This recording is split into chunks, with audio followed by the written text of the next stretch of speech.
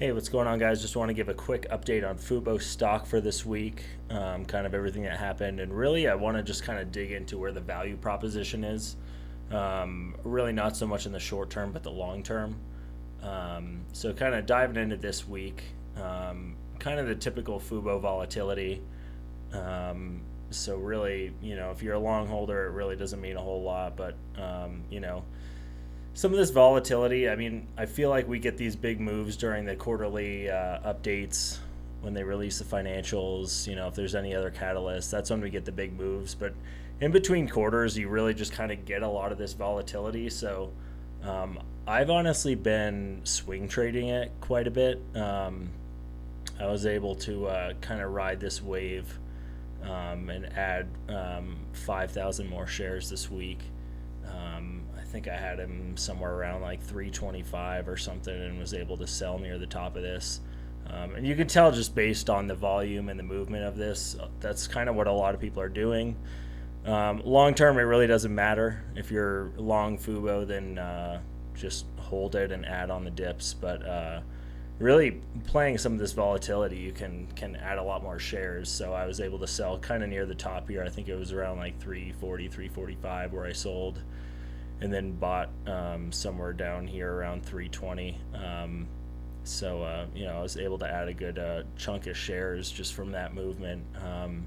But even just looking back, like we're on a pretty clear uptrend over the last 6 months, and even now, I think the market cap is sitting just under $1 billion, which to me is that's really the value proposition here. Is that this stock, their revenues sitting, I think they're looking for like 1.4 billion for this year, and as they keep adding, I think they're going to be around the $2 billion mark for next year. So to me, it's like there's clear upside to the $7 to $10 range. I keep reading people saying it's going to go to $8, $10 this year. I don't know. I don't think that's going to happen in the near term. I think we're just going to get more of this volatility, but to each their own. But it seems like we always get these kind of trading zones where it hits, and last quarter before earnings, it was trading in the like what was it 220 to like 250 range.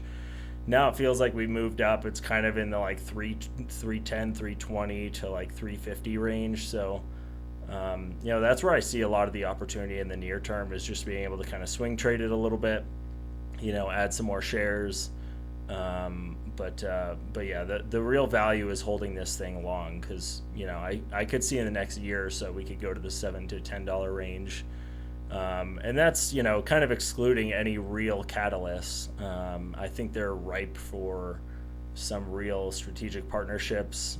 That one I'm really kind of waiting on, because at the rate they're going, they've been adding about 20% on subscribers year over year, and they really need to do better. It's going to take them way too long. It's going to take them years to get to 5 million subscribers, which is really just like, overall in the industry, pretty small. So they need some serious catalysts to be able to add subscribers. In the last earnings call, leading up to that, I was kind of talking about how really what it comes down to for them is continuing to add subscribers. They need to do better than 20%, and the ad revenue, which they killed it on ad revenue. They had huge growth quarter over quarter. But those are the two things to really focus on at this point. They've been increasing prices. They're, as long as they keep saying they're going to hit this cash flow positive position going into or in 2025, they're still kind of in the phase where they need to prove that. They have a couple more quarters to really show that their business model is working, and they're continuing to make progress towards that. And in that, in the next, 6 months, 9 months, in that time frame, I think they're either going to show that it's working and they're continuing to make progress, or they're just going to come up flat. So I think they're positioned well in the market. It seems like they've been doing a lot competitively as far as offering discounts and longer trials, and tying back to their partnerships with a lot of the sports teams. They're really trying to just be able to add more subscribers, and it's going to cost them in the short term, but long term, if they can retain them, which it they're showing that they can retain a lot of their subscribers, it's going to pay off. Recently, there's been a lot of these partnerships with, hockey teams, baseball teams, basketball teams. There's been tons of partnerships.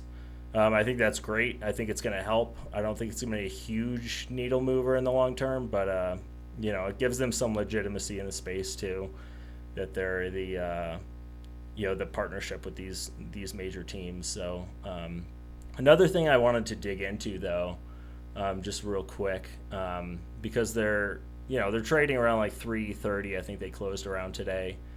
They're only about 30% institutional ownership. And, if they can continue to show and deliver that they're going to, make good on their goal for 2025, I think we're going to see a lot of that institutional ownership go up. And I was just kind of looking at this. It looks like, there's some of them shed some shares, but overall you're seeing quite a pretty good increase. BlackRock, they added 4 million shares. Vanguard sold off some, but really there's still a ton of opportunity for more institutional ownership given they're only at like 30%. It's mostly, kind of just like just regular people like you and me that are just buying shares of this. But as long as they can continue to hit their targets, stay on track, keep adding, if they can get some more good partnerships, I think we'll see that institutional ownership go up. And that's where there's going to be huge movements in the price. We're seeing these spikes around the quarterly numbers. It's good, but, if we want to get, back up to the $20, $30 range, they're going to have to really add some more institutional ownership. But so far they're making good progress. The share price is just going to do what it does in the meantime, unless there's any major news. But that's the main thing I'm looking for is big catalysts. Their partnerships are good, but as when it comes to their strategic partnerships and being able to execute on those, that's where they're really gonna blow this business model up. But that's pretty much all I had for this week. If you guys could like and subscribe, it's a huge help to the channel. If you have any questions or comments, feel free to leave them. But thanks for watching.